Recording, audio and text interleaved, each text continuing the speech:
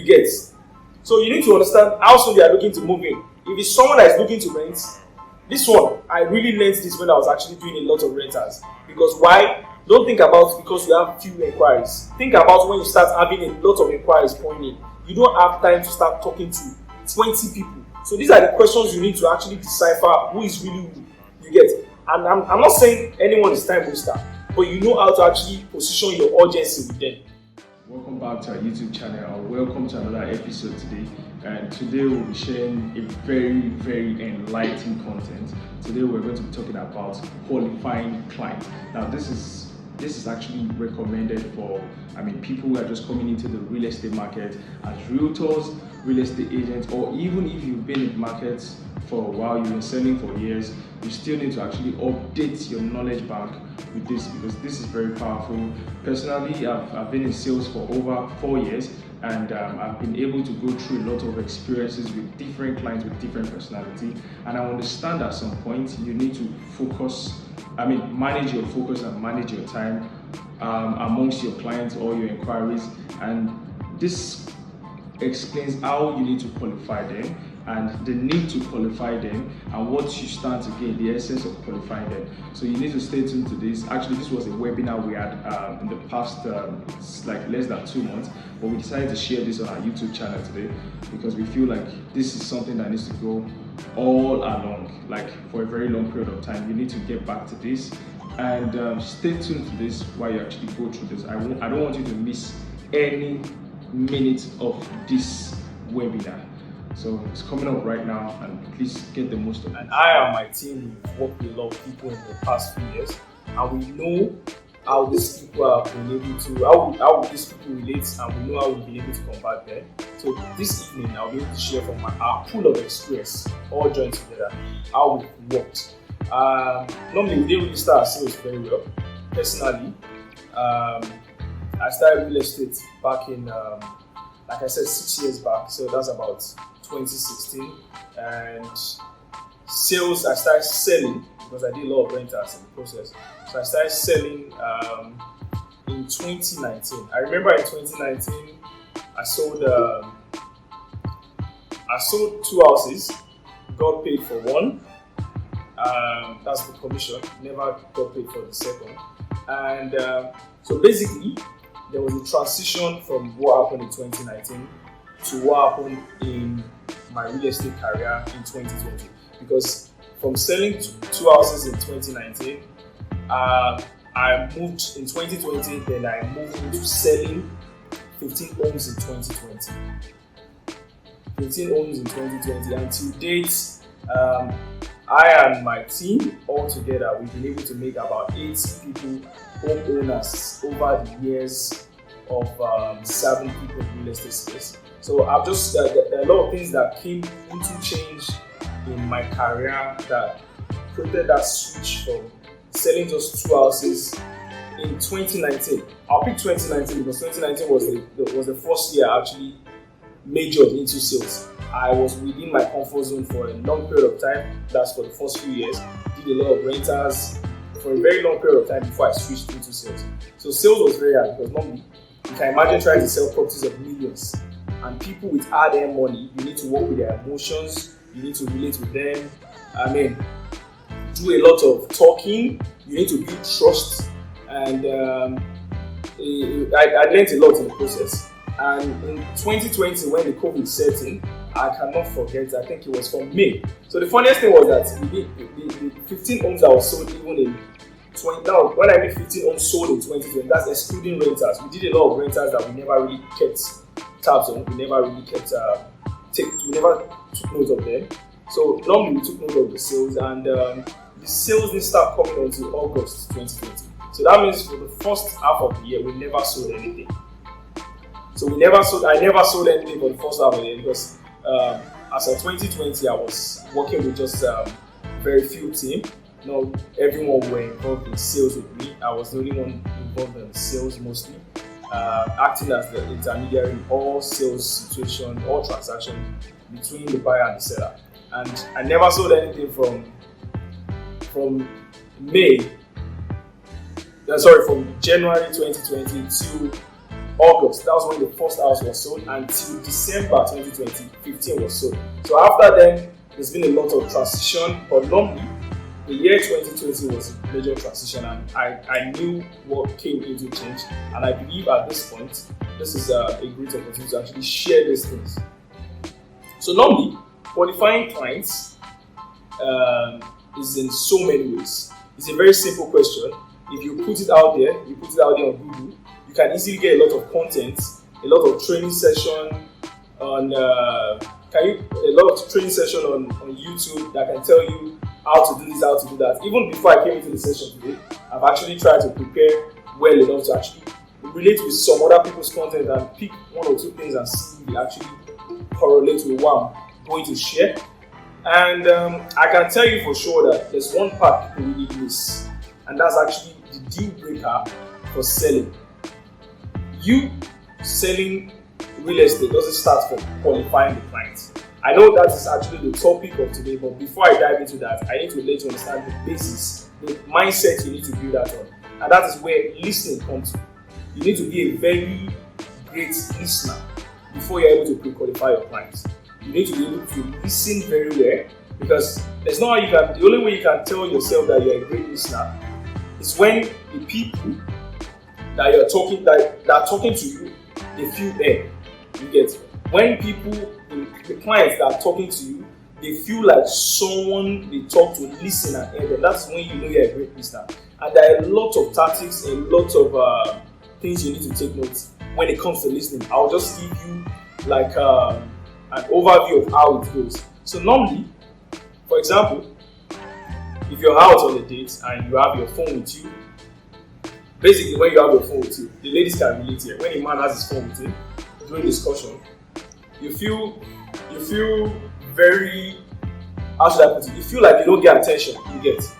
So normally you expect him to like put out his phone away while you guys can relate, and you understand you get full attention that way. And listening doesn't just come from just hearing the words. It's from you understanding the meaning of the words. Like what I learned from one of my mentors, you need to understand what is coming, and you need to be able to use it to your own advantage. So normally, you need to create an environment to listen, because listening is where trust building starts from. You get. You need to be able to listen so well that your client can start to trust you enough to answer your questions sincerely. Because the fact is that even though there are a lot of questions you need to ask your client to pre-qualify them, a lot of them, some of them could be hell-bent and not even respond, or maybe that's the kind of person they are, but they're just minority that will be so hell-bent and will not really give you what you want. And the essence of actually qualifying the client is that it helps you to save time, and you're able to actually classify your clients. You're able to keep them, you're able to maximize your lead, you're able to keep them, you know which one is actually a problem, like someone that's looking to actually get more information in the market, someone who is ready to buy, someone who is still needing some work on. It is from this pre-qualifying you are able to actually put them out in different sections on your sales funnel. If you don't put them through pre-qualifying, you can never know how to actually maximize them. And that's how you keep wasting time on a lot of people. It helps you save time from just going out on inspection. It helps you to fix your schedule properly. It helps you to address the pain points for every client. And normally, there are two types of areas where you need to start your pre-qualifying from. Pre-qualifying starts initially from online. Online, the leads we get from our online marketing, whether social media marketing or digital marketing like maybe Google, wherever, or you get a client via referral. You don't know them, they don't know you. They are strangers. Now, I'm not talking about people, family that knows you. Everybody, they are still in the same category. They are all clients. But you don't know them, and they are reaching out for the first time. There are questions and concerns that they have. So normally, most questions you get when you put out a lot of ads out there for a property, especially in the conventional agency where we have houses, different house type for rent or for lease, because I'll try to be specific. When people reach out to you as regards your advert, the most likely question they get to ask you is this available? Everybody who agrees with it, I believe everyone agrees with that. Most question everybody asks you is this available? Now you list a property online on your Instagram page or your Facebook page, Everyone is reaching out first that, okay, is this available? Even if they don't say it's available, it is your own responsibility to confirm the availability. So when someone reaches out with that kind of question, because those are the most likely asked questions from any client, there are reasons for you to actually ask a lot of questions, and you can take note of them. I might not be able to give you like in numbers, but I will drop my points in a chronological way. So the first thing you need to ask them, is this property available? For some reason, you know how the real estate market is. Properties don't stay for too long. The inventory is so spontaneous. A property that is available today might not be available tomorrow. Even if it's available this morning, someone might have dropped the deposit this evening. So you need to reconfirm always upon inquiries. I know your sellers might be so frustrated because you keep calling them several times. Is this property available? Is this property available? And you don't bring clients. They will definitely respond to you. You need to let your clients understand that, okay, it's just in this way, as I'm putting. Someone asks, is this available? Please hold on while I reconfirm availability.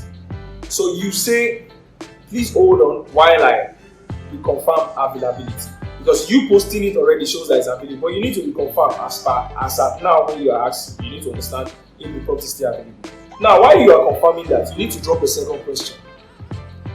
Please, while I'm trying to confirm this, are you open to other options? Yes, they will most likely say yes. I don't think anyone will be really bent on the option that they are seeing online. And you let them understand that, yes, I would like to see more options. Then you need to ask them, what are their preferences? Now, when it comes to preferences, you can break it down like this. What are their unique requirements in a home? What are they looking at? What are their specifications? So if, for example, you listed a 3-bedroom apartment for rent or for sale, you need to ask them, okay, what are your requirements? What are your specifications? Are you open to a 2 to 4 bed? Are you looking at apartments or duplex or detached? Are you open to terrace? Okay, now you understand the house type this person is looking at. Now, when it comes to location, this is still included in the specification. The major things about specification is number of rooms, house type, location. Not budget yet. Number of rooms, location, and house type. So you need to know if, okay, this property is a 3-bed. Are you open to 2 or 4 bed? That's when you get a client tell you, I need a 2 to 3 bed. Because even though you saw a 3-bed, he will tell you I need a 2 to 3 bed. So you understand that now you can now look at other options of 2-bedroom that you can also give to this client. Now you need to understand what house type does he want. Is he open to apartment or terrace or duplex? Because if someone is actually asking for a terrace and you probably have a 3-bedroom apartment, is he open to that? You want to be sure. Because you want to maximize your options too in your inventory. You want to be able to show them every options that you have, and they tell you strictly what they want. I don't want an apartment, I want a terrace. I don't think anybody will be so hell-bent not to actually tell you what they want. They'll give you the details about that. Now you need to understand the preference of location. If someone is saying, okay, they want something in VI, I have something around phase 1, it's not too far. Are you okay to get, are you okay with maybe this particular house type or whatever? In case we don't have VI, we have something like this in Lekki phase 1. The person can now specify, I want this in VI. Or maybe the person says, we have other options in VI Lekki phase 1. Are you open to that? Or are you looking at a location range? So someone can tell you he's looking at options from Yaba to Antony. That's on the mainland. Or maybe he's looking at, he will give you specific options. I'm looking at Ikate, Usapa, Ologolo. You get. Now you have more details to actually look for more options to present, because you don't just work on one option. Because at the end of the day, you're trying to make your road to inspection easier. Now, these are a lot of basic things I'm saying that you might be you guys might be very familiar with it, but if you can stay low on this, you really get a lot of points that I'm about to make. But these are the basic things, because in this webinar, we have a lot of people that are just starting out in their real estate career, and we also have people that are already in the real estate space. So you guys will just, because I'm trying to address and let everyone be able to relate very well, so we understand questions when they come in. Now, after asking those questions, you get those options and you present them. Now, you need to ask about this. This is very important, because in Nigeria, in Lagos real estate space, let me just talk like that, or Nigeria real estate space, there are a lot of inquiries that come from both clients and realtors. Now, you want to understand, you want to set your expectation on that. So you just want to ask a simple question. Now, some questions might come off rude, like, are you an agent for your client? That's very irregular question to ask a potential client, because at the end of the day, it's a client.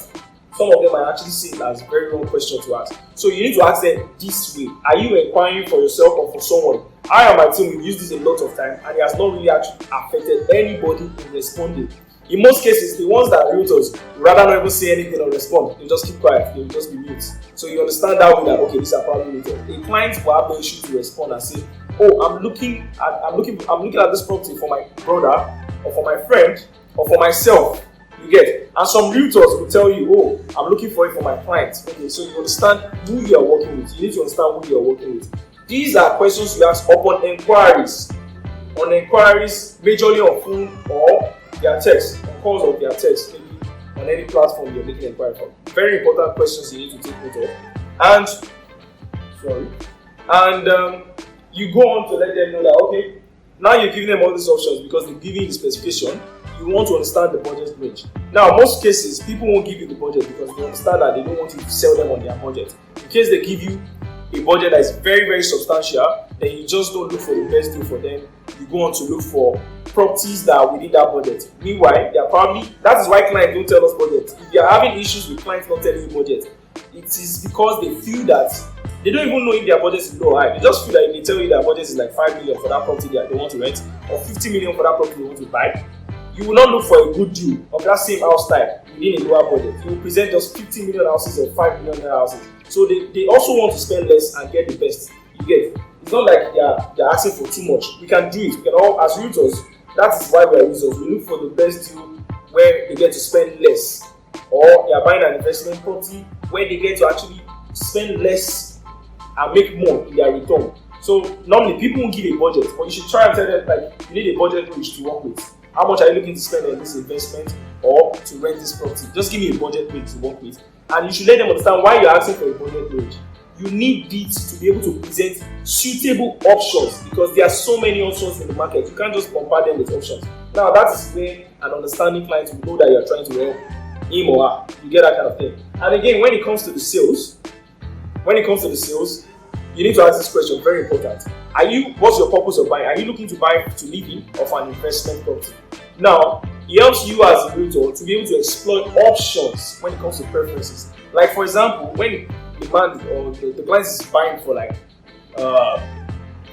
for investment purpose, you're able to explore options that okay, with this budget, this person is not really particular about house type. In most cases, people who are always buying properties for investment are not always particular about house type. They are particular about rental income. I mean, you need to let them understand if they are looking at a 4-bedroom that probably would, maybe a 4-bedroom in Aja, that will rent maybe for like 3.5. You need to let them understand that it might take longer time to rent. Why not use that? Maybe for example, a 4-bedroom in Aja, you can get a 4-bedroom in Aja for like 90 million, and you can probably rent it for like maybe the rental value. Maybe you can rent for about 5 million or 5 million. Let's say 5 million. Why not tell them to use that 90 million to buy a 3-bedroom? Now you see the switch. A 3-bedroom electric is one. Now the reason why you're advising this is because you get more rental value that way. Because at the end of the day, you're only buying for investment purpose. Except if you are looking to live in later. You're buying for investment purpose. Your focus should be on that investment coming in as soon as you are actually buying that property. Because in most cases, as a realtor, I enjoy when I actually selling an investment property to a client, and immediately I'm selling it even before they complete payments. I'm already getting someone to list the place. In that way, it makes me feel confident as a realtor that I've gotten them the best investment. I don't want to buy them a property and it's taking time. I'm not saying properties in Nigeria don't run faster, but obviously there are many other investment options or opportunities you can explore. So if someone is telling you, that question is very important, it's a game changer. If someone is telling you they are buying for investment, you need to know that okay, you need to explore all the options within the market that can get them the best investment option. If someone is buying to live in, you need to consider someone buying to live in, you need to focus strictly on their unique requirements. Someone buying to live in will have unique requirements like, oh, I'm looking at a pool, I'm looking at the rooms like 4-bed, I have a family, oh, I'm just getting married, stuff like that. Those ones are very particular about unique requirements. In most cases, they want to be able to relate with the property because they are making a long-term decision. It's not like they are renting. They want to buy to move in. So they are not going to buy to move in and they'll just move out of the house in 2 years because the house is no more comfortable. They need to be very comfortable with their investment. So you need to understand all these things. And in most cases, please, as realtors, if you are actually entering this career, you need to understand that it's for the long run.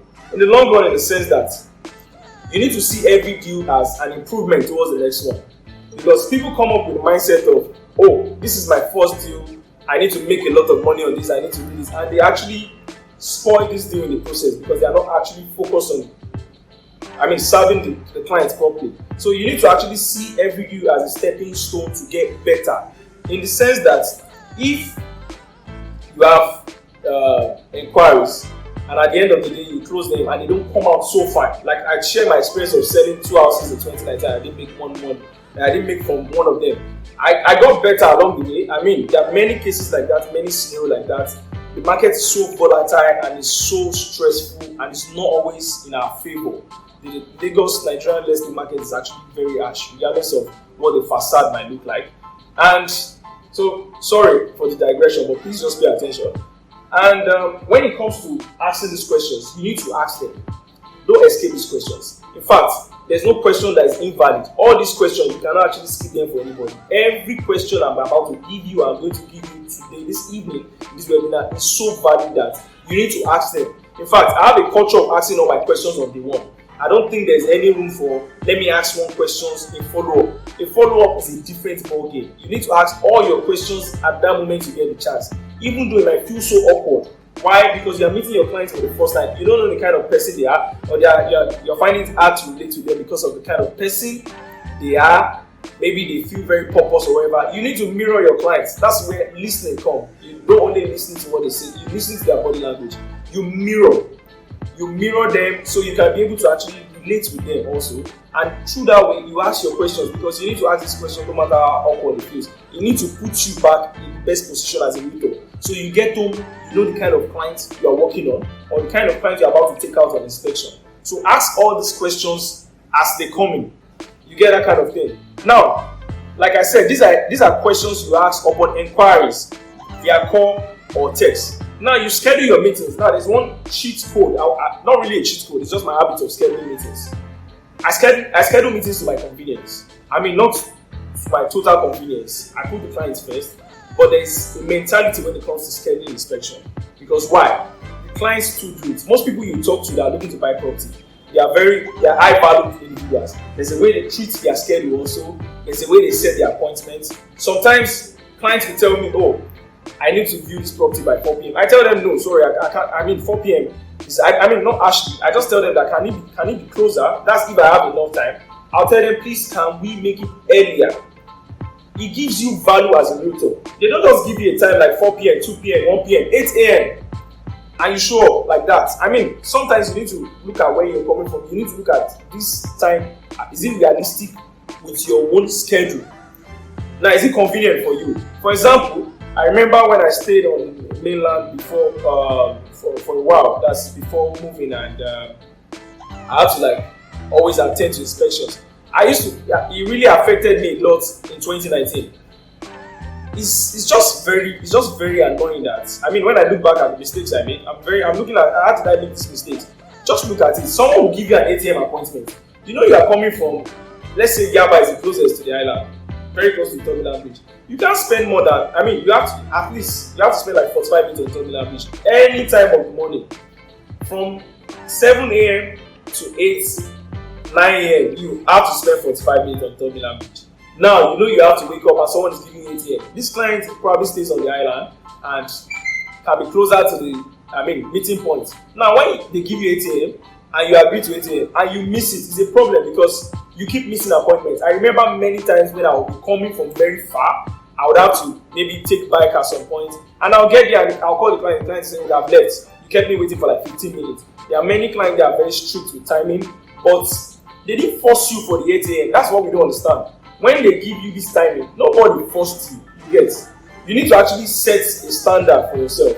I remember last week I was on site and one of the clients was telling me, at some point you might not be able to always do that, but one of the clients at some point will tell you that, okay, like I said, on Saturday, the client was like, oh, as at 9 a.m. we were talking, he said he wants to come to site 4 p.m. I said, no, sir. Can we make it earlier? 12 or 1. What's the point of waiting all day till 4 p.m. and at the end of the day you still disappoint me? Because I have to keep showing up, and this is the problem we face. That's why I tell many people, even when you are not motivated, just be consistent. Just seek consistency, because the work will demoralize you. You meet several people that will disappoint you before you actually meet your main clients. That will still disappoint you and buy from you. When I mean disappoint you, keep you waiting for a very long period of time, or you have to follow up with them for 6 months. You don't stop following up. You don't stop keeping in touch with them. You have to get going at it, at everyone. But normally, when you qualify a lot of people, you know who is worth following up for 6 months. That's the fact. There are questions you ask, you know who is worth following up for 6 months. You know who is worth putting a lot of urgency on. So, I mean, even though I have issues with 8 a.m., I have clients that have showed up for at 7 a.m., 7:45, 8 a.m. There are times when I tell them that 8 a.m. is not possible, because even the property where we're going to, the security or the management who opened the gates for us to actually view this property by this time, you need to actually look at all this scenario. And I tell my team, for example, if you are somewhere and someone is trying to schedule an appointment for you, check Google Map, check you're about to set out, even if you're about to set out, check the time of travel from where you are to where you have to meet. So that is how you schedule your timing most. That's like how you schedule your timing. If you are somewhere in phase 1 and someone said, let's get to Chevron in the next 1 hour, you need to check your map and see if you are really going to spend 1 hour less than 1 hour from Lekki phase 1 to Chevron. If it's telling you 2 hours and you have agreed to be 1 hour, it's a problem. You need to call this person and let them understand that you just check the map, and obviously the map is always correct in most cases. And this is what the time is telling you. So that 1 p.m. or next 1 hour might not be possible. You need to do the next 2 hours. Or someone, it's just like, okay, you are also setting the standards so to make things right. So you don't get to just pick any time and you miss your appointment. And again, now, having discussed about qualifying questions you need to ask during inquiry. Now, when it comes to meeting the clients, that is where the major deal is. That is where you have the opportunity to close every of your deal, not on the phone mostly, because you have to meet. Maybe they send their proxy or whoever is coming to buy. You want to actually qualify them on that spot. The reason why you have to qualify them is that it helps you to actually close easily and faster. So someone is coming. That is when you have to put your listing years. You put your phones away. That's not the time for you to start doing a lot of taking pictures of sites. I see a lot of builders do that. I think most times, let's change that in our viewing manners. It's an etiquette. Like, let's change it in our viewing manners. Let's try to keep our phones to ourselves. You can find another day to come here and make your marketing videos. If I'm on site with the client, I don't take it as the best time to make a marketing video. Only if I have an assistant on site. I have someone or a colleague that can help me take the phone and make these videos. I need to pay full attention to the client, because there are things he's saying, there are things he wants to say, because he feels that I'm giving him attention. Because the moment he's turning back and he's seeing me on my phone or something, he skips and he just keeps viewing. You get? So most times when people come over and you need to inspect, just a minute, and you need to inspect the property. Now, most times you might not have time to actually give them a lot of questions, ask them a lot of questions at the beginning of the viewing. But you guys get to meet at the first property. Maybe you have a lot of options you have to show them. First, after viewing the first property, you need to ask them what they think about this property. There's need at that spot to ask them what they think about that property. And ask them how long have they been looking to buy or rent. You get, how long have you been in the market? Ask them casually. You need to be able to relate with them. Ask them how long have they been looking to buy, how long have they been looking to rent. The reason why you need to ask that question is that you want to have an idea of how long this client has been on the journey, and if he has been short, you understand that okay, he's just starting. But if he has been long, you need to understand what are the problems they faced. What have been the challenges? What has been the problem? Why have they not been able to get an option? Those are the follow-up questions. So if you are asking the client, how long have you been looking to buy? Oh, I've been in the market for like 3 months. Wow, 3 months. To me, 3 months is like too long. I mean, a month is like too long. And I'll be like, how many options have you been able to view? What has been the issue with that problem? Now, in answering that question, shows you the kind of answers you get will give you the kind of preference the client wants. So if, for example, this is how the answer is meant to come. Oh, I viewed this, I viewed that. Oh, that house, this, that. Oh, this, that. Then that's how you know, okay, where you have to take them. So instead of now showing them so many options that has this generic issue that the client also complained of, You don't need to do that. You cut those options. Even if there are many times I've told a client that, sir, or ma, I might need to show you. I'm showing you 3 options. When we get to the first property, or even before the first property, and I ask all these questions, I'll tell them, oh no, there's no need for inspection. I've done it several times because I'm able to analyze the houses with the way they've actually related. Oh, I've viewed many options like that, and if many options they've viewed in the past, it's just like the property you show them. I don't think there's anything peculiar or there's any reason for you to go into that viewing. I mean, there's really no magic. In most cases, I don't think there's always a change of mind since they've actually told you that that's not a deal breaker and it's a realistic concern that they have, and you feel that there's a way you can get a better property. You don't need to go on online inspection, just cut it and look for other options that work that way. There are many times I sit a buyer down and I ask them these questions, or even after the first meeting. And again, upon meeting your clients, reason why you have to ask this question during the viewing is that on phone, they might not actually take time to respond to you on all these questions. But when they are seeing you, they can't avoid answering all these questions. You need to ask them, okay, what's their mode of payment? Now, ask them further. What's your mode of payment? Are you looking to do outright or you're looking to do a payment plan? That's the problem with Nigerian buyers, most buyers in town. They don't tell you upon inquiry that they are looking to do a 18-month payment plan or 36-month payment plan. It's very funny how many people, a lot of buyers out there, they are not savvy. They are first-time homeowners. They make inquiries, and after you show them all the property, you've done all the stress. Now make offer. Someone is telling you the thing is that I'm talking to a mortgage bank. Oh, and I have 5 million now. Can they take this one? And no, you need to let me know. There are many times we even ask this question upon inquiry. What's your mode of payment? Outright. Then I'll let you know that this property you made inquiry about, this developer or this seller won't take anything less than outright payments. So that way, if they tell you, oh, I can't do outright, you don't need to show them the property. There's no magic or any miracle that can happen. If someone is telling you, oh, I like this property of 60 million, you need to let them know, oh, are you looking to do outright or you have a payment plan in mind? Oh, I can do outright. Oh, I'm looking at 6-month payment plan. You can casually put a call through to the seller or developer and confirm if that will fly before you guys go view the property, because there's no time to waste. I do this a lot because I try to avoid weeks of back and forth, whereby the issue is that most clients will not even tell you their payment plan if you don't ask. It's only when they have to offer. That's when you start hearing, can you please push for not even a lower price, push for a 18-month payment plan, 12-month payment plan. You need to confirm this. I mean, why will you shy away from asking this question? They will not tell you to ask this question because they don't know what's right, what are the right answers. Buyers are coming to the market, they don't know these things. You need to be savvy. As a realtor, challenge yourself to know all these things. I mean, I was checking out materials that goes around this topic and I was surprised that how did I get to figure out all these things along the way, because I had it in my head. A buyer comes to me, I'm asking him or her all these questions to be able to know where I have to go to. So if, for example, in this area, there's no property or you want a 12-month payment plan, I don't have to show you a property that the man will not take less than outright or the woman selling will not take less than outright. I need to show you what can work as a payment plan or an off-plan project and advise you, oh, the properties in the market, you can only get that kind of payment plan on this kind of development. You get? So because they have different pain points. Some people are not buying because maybe they want a very luxurious apartment. They are buying for affordability. You need to be able to listen to actually address that. So you don't take them to that kind of property where they won't accept their kind of offer. You get? You need to ask that question, what's your mode of payment? Are you looking to do outright or are you looking to do a payment plan? Now that's been answered already. Now you need to ask them this question also. What's your decision making like? You get?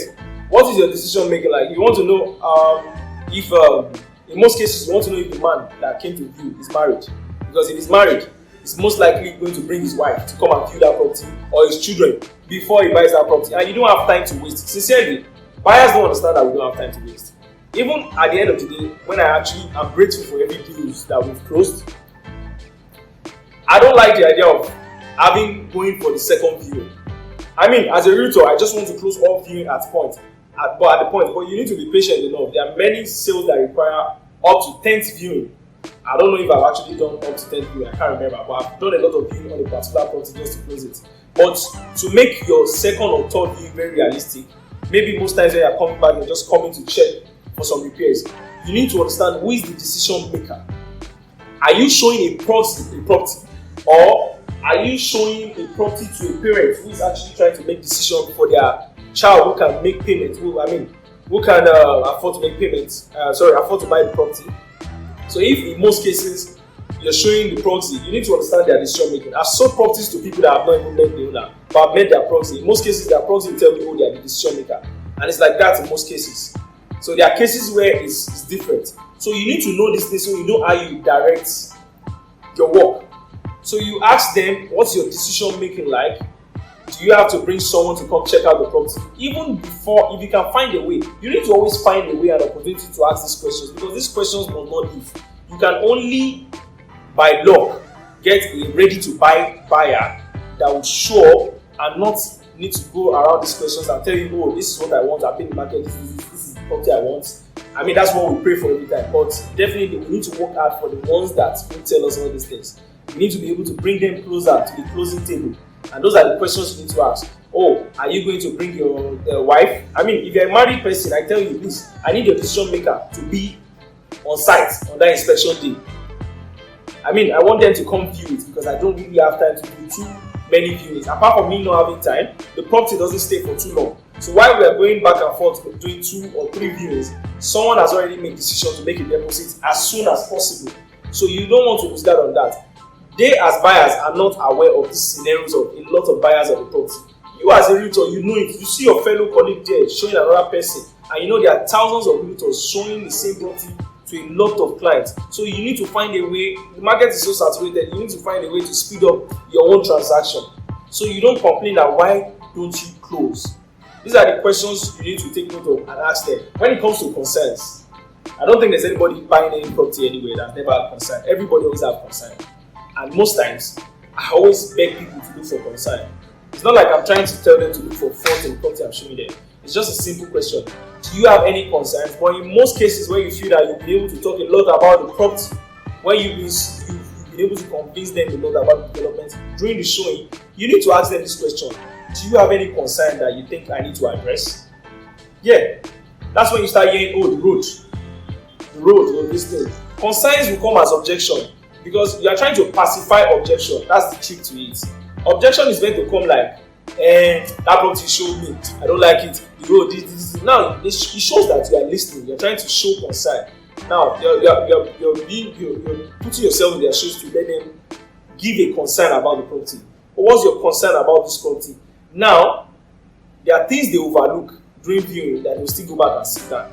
But the thing is that you need to address it. For example, if they overlooked the space of the room, thinking that they will settle for the house, and they go back home and decide and call you back that, guy, I'm not taking the property again, it's a problem. So at that point where you are at the viewing, you need to ask them, what is your concern? Because as a realtor, and please, I think the reason why we are always scared of objections and concerns is that we feel that there's no answer to anything. We need to be ready.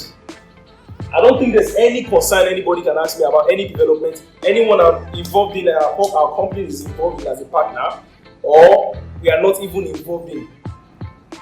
Because we understand the real estate market, there's nobody without concern. Everyone's concerns are valid. That's what you need to understand. But not everyone's concern can be addressed. Regardless of any concern, they will still buy the property.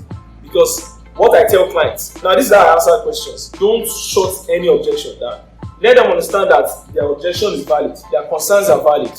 But normally, these are the ones that have been addressed, because there's no way when anyone is actually building any development, they will address every concern. If, for example, bad road, the developer or developing partners in that location have planned to actually fix up the road, you need to be aware of that information. So you use it to counter their objection or concern. That's where you having a good product knowledge of every development you are doing is very important. I remember before Orchid Hotel Road was being fixed, now it's getting a very good face now. Before then, I used to confidently tell people that don't worry, you can buy here, they are fixing up the road.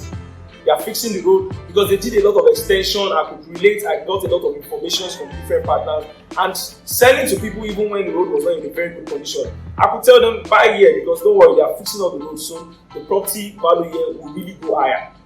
You need to be aware of all these informations. So you need to be able to use it to address all these concerns. And you need to let your clients understand that even though all concerns are valid, everything cannot be addressed. you tell them to get back home, create a checklist of their concerns, the one they can actually compromise. Because at the end of the day, you can't get it all in one. You need to let them understand. I don't want to know how large their budget is, whether they have the best budget and there's the best property for them. There will still be one concern. So you need to let them understand that you can't get it all in one. You just have to be able to tick their boxes and look at what they can compromise on and settle. Like someone, I tell them like this: people with beer budget with champagne taste, beer budget and champagne taste. There are people that have maybe they can't afford to pay more than 30 million. You are showing them a 30 million property, they are really complaining about size, for example. You need to let them understand that in most cases, typical properties within this that are actually bigger are way above this. You can show them all the options. In most cases, I show them, I let them have an idea of those properties. At the end of the day, they will go back home. I need to increase my budget, or I need to work within my budget. So, is it for me to compromise on this size and wait till I can afford to buy a more expensive? Afford to buy a larger house? Let me just buy this one. Since I just want to settle my family ASAP, let me buy this one because I can't afford to extend my budget. Or should I extend my budget? And in most cases, you need to be able to mirror them. You need to listen, pay attention. There are people that they are not all about budgets. They are all about their preference. So people that are about the preference, when you show them how that suits all their preference, trust me, you'll find that money. I've sold properties to people that they basically have to take from their emergency fund or borrow money to complete the transaction because they feel like, okay, I've seen a property that suits my preference, I just have to go for it. You get? And they see that, okay, they've been able to get the best deal around the whole transaction and everything. You need to focus that. In most cases, I think I enjoy transaction where people go above budget because it's showing that as a realtor, I'm not fulfilled as just selling an higher property. I don't measure it like that. I measure it like I'm able to find them the best home for them. You get? At any cost. So you know you are trying to get them the best home. So if, for example, you show someone a 70 million house and it's complaining about size, let me take you to an 100 million property that is relatively bigger. Now, when you get there, you see the size and you're able to acknowledge it. Now you can now know what you have to do. I remember one time we came out for viewing in 2020. The guy was supposed to buy a property of, I think, 55. He ended up buying a property of, was it 70? Because we checked a lot of 50-50 and it was small. So we saw one property for 70 and I don't know. You know, most times they just give you this budget because they don't want you to, leverage on the budget. So most times, don't concentrate on budget. When a client tells you 50 million, trust me, you might be able to spend 100 million. But he's just giving you the 50 million because he just wants to have a starting point. Show me what's within 50. Now, when you take someone like that on inspection, you need to listen. So today, when I mean how to qualify our clients as realtors, it's not about questions only. It's about how we have to position ourselves to listen, to be able to mirror them, to know that, okay, this person wants this person wants, then just take him, forget the budget, just take him to a property of 100 million. You'll be surprised, he's going to buy it. In most cases, they all buy it because they are not about the budget, they are about that satisfaction that they have bought this property. And for long, they can always thank themselves and thank you eventually for giving them that home. I remember one time we had a client that had a budget of 250 million. Now, this client had issue with preference. Now that's the problem. You as a realtor, you need to be very sophisticated to be able to present different preference and be able to push them closer to the closing table. Because most times they don't know what they want. This guy saw a property in Pinnock, and if you understand how Pinnock are, properties in Pinnock are, they are all standalone. The property type are all standalone on at least about 600 square meter, very contemporary homes. We showed a lot of options. Big houses. I remember showing him a property of 800 square meters at 10 that year. And everything within the budget of about 250 to 350. This man said, no, he was complaining. I don't know what was the issue. And we were checking with a proxy. That was the problem also for me. It was not in the country. At the end of the day, we drove out of Pinnock and I took them to Banana Island. And surprisingly, he bought a property. Now look at the funny thing. This is a very funny story. From buying a 5-bedroom, the house types I showed him in Pinnock, 5-bedroom houses, 5-bedroom at least, with cinema, pool, big homes on 2 levels with rooftop terrace for 250 to 300 as of that year. He never chose anyone. He went to buy a 3-bedroom terrace duplex, where he shares compound with about 4 other people, and he only parks 2 cars for 250 million in Banana Island. You get? That might look weird, but for the person, it was more status for him. He preferred to actually buy a property in Banana Island because a property in Banana Island is of higher value in status in the property itself than a property in Osaka. So it took me as a realtor to be able to exploit all options, because I'm like, okay, you certainly have a budget of 250 million, certainly, because I'm sure you openly declared a budget of 250 million. Let me show you everything within 250 million. Let's go to Ikoyi, Banana Island. There's something there you could see. You get? So that was how that deal was closed, because at the end of the day, I didn't just stop at Pinnock and be like, oh, you didn't like anything in Pinnock, then, let me just go. I had to just find a way that, okay, let's get something else. And it's funny that he actually paid for that property without thinking twice. He loved it, the environment, and loved the house itself. But it's funny from the switch of house type. It was because it took us to, mirror him and focus on his preference. And again, it comes down to also asking a lot of questions about purpose of buying. And when you ask for the purpose of buying, you need to understand that it's very important you understand. I think that helped me to actually sell a lot in the past few years, because I need to understand that, are you buying to live in or for investment? If you are buying to invest, you can explore a lot of options where we do a lot of calculation of projected return on investment, how much you stand to rent, and I can get you properties you can easily get almost 10% of your payment already in the next 1 month. Because I tell you, okay, let's buy this particular unit. I can rent it in a month. I and my team, we can put it up, we can release it in a month. It goes, if people are really looking for this kind of property, or this is what is trending. Easy that way. So you are able to sell that way, because that's the selling point for you as a realtor. So you don't go blank when you are looking for how to actually market an investment property when it comes to houses. Now, I think I'm talking within house sales mostly, because we've not ventured into land. We do mostly house development, off-plan developed properties. And again, you need to ask them how soon they are looking to settle. Whether they are looking to buy for moving, to live in, or for investment. You need to ask them how soon they are looking to settle. It gives you an opportunity to create a timeline for the deal. Apart from setting your expectation, you want to create a timeline for the deal. Like, imagine the problem around realtors, why they don't actually raise themselves up to this standard, is that they feel they are just talking to one client. And I made that mistake in my first year. In my first year, I literally chased one client for over 6 months. And it was like, let me say like 6 months, yeah. And in the space of 6 months, I maybe had just 3 inquiries, 3 major clients I was chasing. I remember chasing one other man. But I just look back that chasing them throughout that 3 months or 6 months, I was just showing them houses. I never asked them any question. And I feel so sad, because I'm like, I never fulfilled that purpose. I was just showing them houses. I would just bring options, show them houses.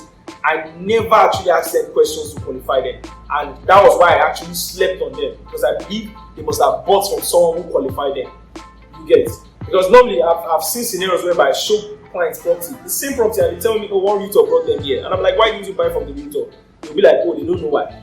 So possible that realtor didn't get them to actually get attached to the property. Because that's what we do to as realtor, we need to get them attached to the property. Let them understand why this property suits their purpose. You get. So you need to understand how soon they are looking to move in. If it's someone that is looking to rent, this one, I really learned this when I was actually doing a lot of rentals. Because why? Don't think about because you have few inquiries. Think about when you start having a lot of inquiries pouring in. You don't have time to start talking to 20 people. So these are the questions you need to actually decipher who is really you get. And I'm not saying anyone is time waster, but you know how to actually position your urgency with them.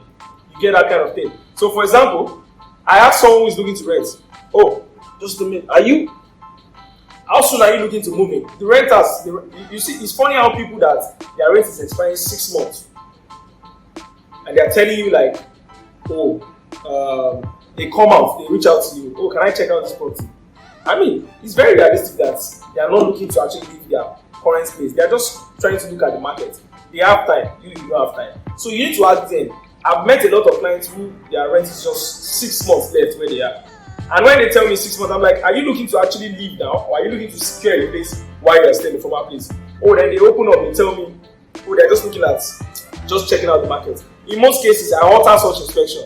I'll tell them, you know what, let's wait till when you're fully ready, because there's no point showing you a property. You know why you have to be so savvy? You need to be so savvy. So when you actually say no, or you object, you advise against their will, you don't sound like you are enemy of progress. Let me put that way. It's because you need to let them understand the reason why you're saying no or advising against what they want to do.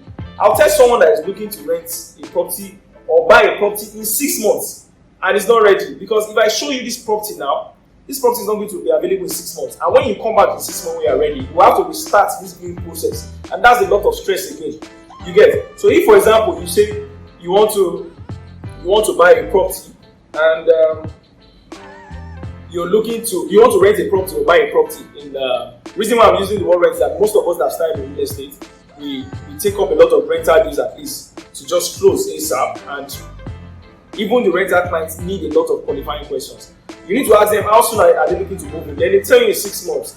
Now, I don't advise you do the showing. There's no point doing the showing.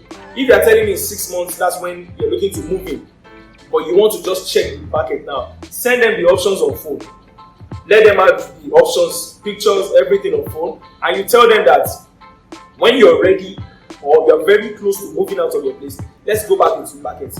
Because the properties that are available now, in the next 1 month, don't even say 6 months, in the next 1 month, it's very realistic. This is Lagos, or which I don't know whichever part of Lagos. Rental property don't stay long because a lot of people are moving into Lagos and people want to settle. You need to let them understand that this property that you want to see now is not going to be available in 1 week. If you are very familiar with areas in Yaba, for example, where there is high demand for accommodation, because people who can afford to live on the island tend to live in Yaba, closer to the island, their workplace. You need to let whoever is looking for a property in that area to rent, for example, that okay, this mini flat self-run, I mean, it can't be available in the next 1 week. It's definitely going to be done. So if you're actually viewing it today, be ready to pay tomorrow. There's no push there. You're not actually, the urgency is very healthy. There's no issue with creating urgency. You as a realtor, you need to create urgency in your clients. There's no issue with creating urgency. Urgency is very valid. You need to create it with them. Tell them that this property you're looking to move in won't stay on the market for long. That way they're able to reconsider their options and let you know that, okay, you know what, I'll just check back. Now, if someone get back and say, I need to move in now because my rent is expiring next week. Oh my God, you need to move in ASAP, and that's the kind of deal. You need to actually reach out to them. Now, the person that said in 6 months, you need to put them in your follow-up list, your sales funnel. You have to follow up on them. Keep sending them options to refresh their interest. You get it? So when they are ready in 6 months, they can come back to you. That's why I said everyone is valid. Don't make a mistake and say because they are not ready now, you cancel them. You need to put them in a funnel. If you have not started using a CRM, we'll take our time to create a webinar where we can talk about CRM later. You need to have a CRM, a client customer relationship management system, where you keep tabs on all your clients. When you start managing clients on large scale, I and my team will run that kind of system where we have a lot of clients we follow up from time to time. We have people who reach out today and tell us they can only inspect next 2 months. You need to be able to reach out to them in next 2 months and not miss that appointment. So how do you follow up when you have so many people? That's how you pre-qualify them, because they are still going to buy. You get? So you need to be able to keep their information to follow up with them in the next 2 months. So someone that is saying he wants to buy now, you have to work on them ASAP. And you don't have to come out for every inspection, because in most cases, if you are working as a sole realtor, I remember when I was working as a sole realtor, I was mentally stressed a lot of time, because at some point I wish I could divide myself into 10. A lot of inspections, a lot of inquiries. I'm like, oh my God, is there a way I can actually divide myself into 10 and do this and do that? Then I realized that no, you don't have to attend to everything. Talk to everybody on phone, confirm whatever, ask all these questions, set your appointments according to your convenience. If I have 10 people to show a property in a week, I have to be able to fix everyone, so I don't actually, even though I don't want to waste time, I don't want to be in a hurry. That's like my motto. I don't want to waste time, but I don't want to be in a hurry.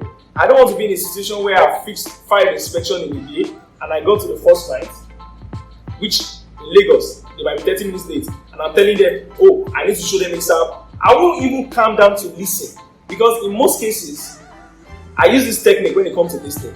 When people are talking, you need to let them understand that you need to respond like, oh, yeah, go on, I'm with you.